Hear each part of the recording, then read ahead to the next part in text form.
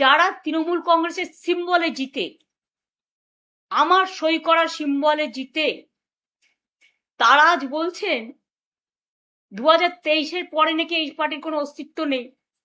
আমাদের 2027-এর অক্টোবরে আবার ইলেকশন করার কথা, এখন নয়। কারণ এটা 22 সালের সিদ্ধান্ত, ওয়ার্কিং আমাদের প্লেনারি সেশনে কনস্টিটিউশন সংশোধন করে কনস্টিটিউশনে এটা বলা আছে, পার্টির কনস্টিটিউশনে।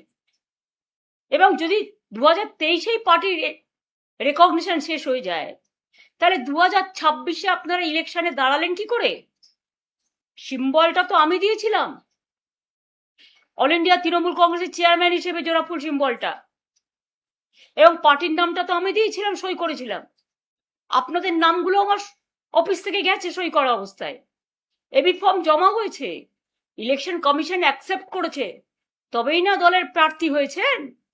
আর আজকে জিতে গিয়ে, যেহেতু বিজেপি নানান ছলে বলে কৌশলে কঠোরতায় নির্বাচন কমিশনকে সাথে নিয়ে ভোট লুট করে, নাম কেটে, নানা রকম অছিলায় সেন্ট্রাল ফোর্সকে দিয়ে একটা ভোট লুট করেছে, 2 মাসও ধৈর্য ধরতে পারলেন না, 2 মাসও ধৈর্য ধরতে পারলেন না, এত তাড়াতাড়ি দলের সাথে বেইমানি করে চলে গেলেন।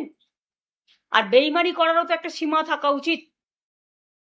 পার্টির সাথে বেইমানি না করে, যে পার্টিটা আপনাদের কাছে জন্মদাত্রী মা,